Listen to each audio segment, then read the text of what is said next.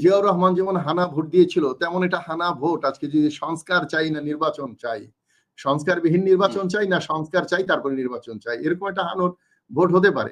অথবা ডক্টর ইউনূসকে কে কতদিন চায় তার উপরেও হতে পারে। এগুলো ছিল আমাদের সংবিধান, এগুলো স্বৈরাচার সরকার বাদ দিয়ে দিয়েছিল, সেগুলো আবার পুনর্বহাল হচ্ছে।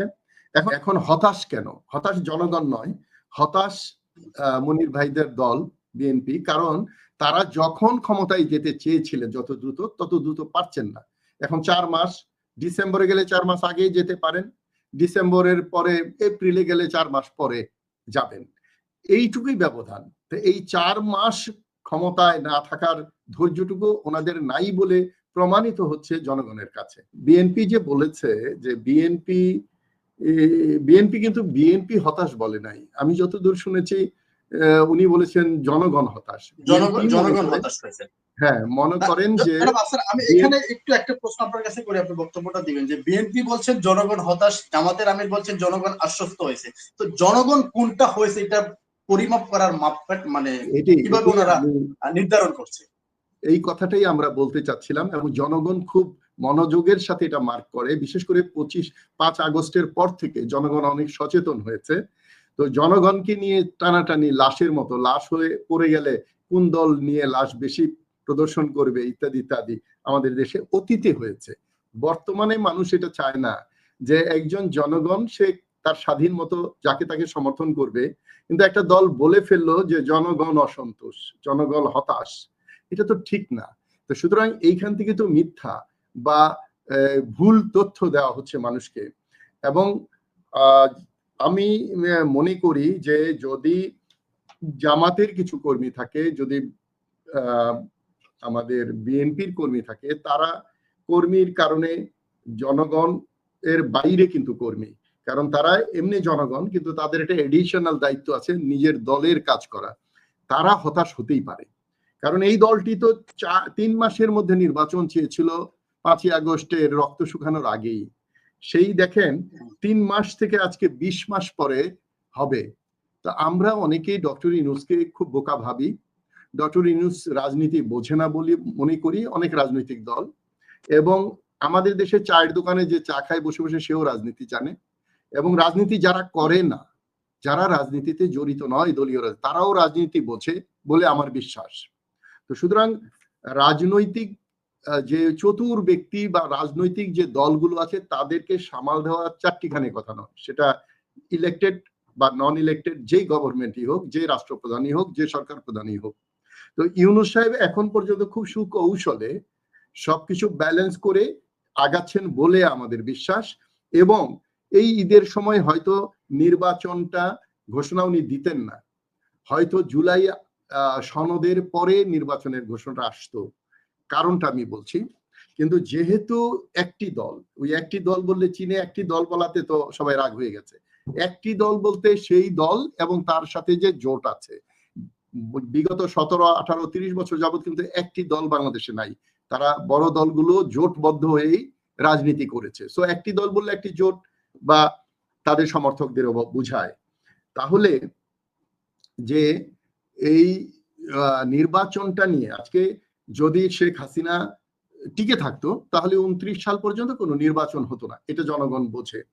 এই জন্যই মাঝে মাঝে মনে করা হয় যে একটা ইন্টারিম গভর্নমেন্ট, যাকে আমরা তত্ত্বাবধায়ক সরকারের সাথে তুলনা করে প্রায় গুলিয়ে ফেলি, যে একটা ইন্টারিম গভর্নমেন্ট একটা নির্বাচিত সরকারের পরে আরেকটি নির্বাচিত সরকার আসার আগ পর্যন্ত থাকবে। এটা টেনিউর লেখা নাই, ম্যান্ডেট দেওয়া নাই, কি করতে পারবেন কি করতে পারবেন না তারও কোনো ম্যান্ডেট নাই। তো সুতরাং আমরা যদি বলি যে এটা করতে পারবে না সেটা করতে পারবে না, কোনটা করতে পারবে সেটাও কিন্তু লেখা নাই।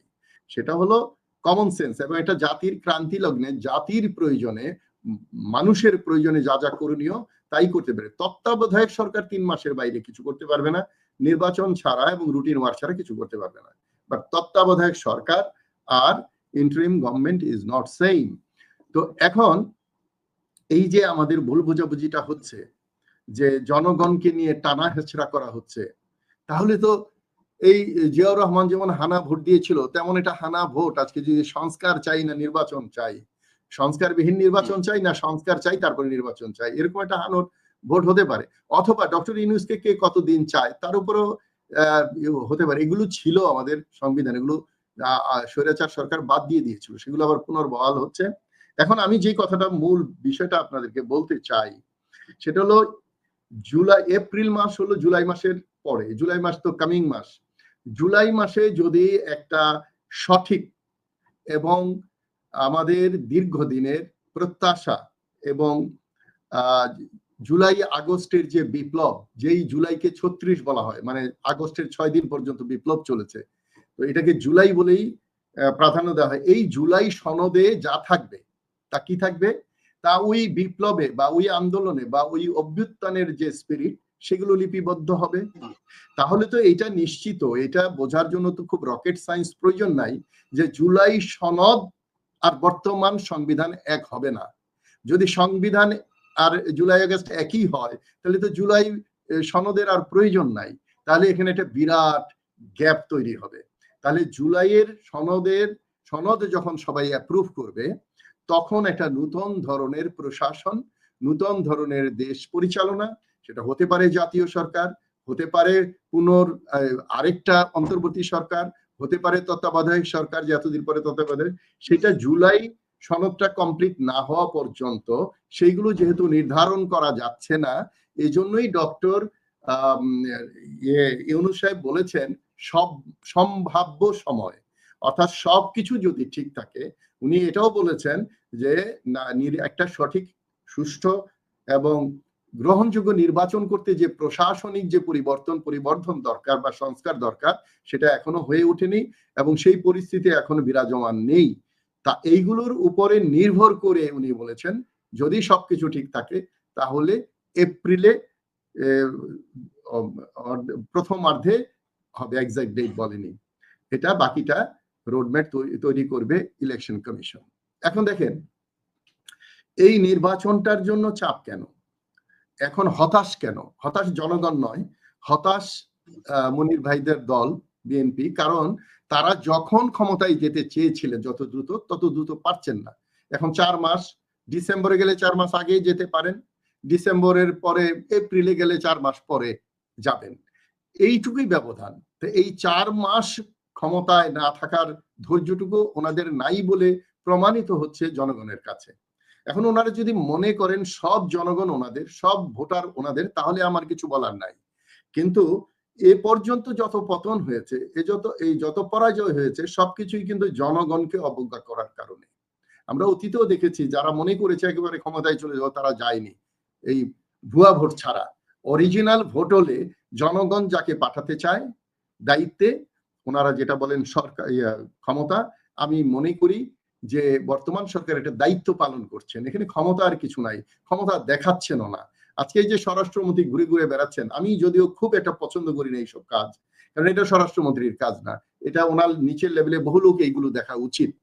তো তারপরে উনি চেষ্টা করছেন, এটাকে অনেকে অ্যাপ্রিসিয়েট করছেন, অনেকে প্রশংসা করছেন। সো এই ধরনের লোক, এই ধরনের অ্যাটিটিউড আমরা দেখিনি। সো এই যে সরকারের একজন উপদেষ্টার মধ্যে মানসিক পরিবর্তন হয়েছে, সেটাকে মানুষ অ্যাপ্রিসিয়েট করছে। তার মানে মানুষ সবকিছু দেখে। মানুষ এখন রাজনৈতিক দলের মধ্যে যে সংস্কার, রাজনৈতিক যেই দলগুলোতে জীবনে ইলেকশন হয় না ভোট দিয়ে, খালি হাত উঠে অমুক জয়যুক্ত হয়েছে, অমুক জয়যুক্ত, একটা পরিবারের অধীনে আমরা ছিলাম, আরেকটা পরিবার প্রস্তুত হচ্ছে দেশ শাসন করার জন্য, নট দেশ পরিচালনার জন্য। তো এখন আমি মনে করি বা আমাদের দল মনে করে যে একটা সুষ্ঠু নির্বাচনের জন্য যতটুকু সময় দরকার, যতটুকু সংস্কার দরকার ন্যূনতম, সেটা না করে যদি ইলেকশনে যাওয়া হয়, সেই ইলেকশনটা বাংলাদেশের প্রত্যাশা, বাংলাদেশের মানুষের প্রত্যাশা বা ভোটারদের প্রত্যাশা পূরণ করবে না। এখন অনেকগুলো, উনি কিন্তু এর আগে একটা বলেছেন যে ছাত্রদের কিছু সময় দিতে হবে, তারা একটা নতুন দল করেছে, শুধু ছাত্ররা না, প্রায় 30টা নতুন দল হয়েছে। আমরা যেটা করেছি সেটা 1.5 বছরের মতো হয়েছে। আমরা হয়তো 7ই জানুয়ারি 2024-এর পরে প্রথম দল আমরা করেছি, এরপর থেকে এখন পর্যন্ত প্রায় 30টা দল হয়েছে। তো এই দলগুলোকেও তো কিছুটা সময় দেওয়া দরকার। শুধু আমি ওই প্রতিদ্বন্দ্বিতা, সুস্থ প্রতিদ্বন্দ্বিতামূলক যে মনোভাব, সেটা বিএনপি প্রকাশ করতে পারেনি। বিএনপি ধরে নিয়েছেন যে যেহেতু আমাদের বড় বাধা ছিল স্বৈরাচার, তারা নাই, মাঠ পরিষ্কার আছে, আমাদের জায়গাটা ক্লিয়ার। তবে এখানে জামাত যদি ওনাদের সাথে থাকতো তাহলে হয়তো জাতীয় সরকার বড় কিছু হতো। জামাত আবার 5ই অগাস্টের পর থেকেই দূরত্ব তৈরি হয়েছে জামাত এবং ইয়ের মধ্যে। এটা খুব একটা খারাপ না, গণতান্ত্রিক কারণে তারা একটা মত তৈরি হচ্ছে, সেটা হয়তো বিরোধী দলও যেতে পারে।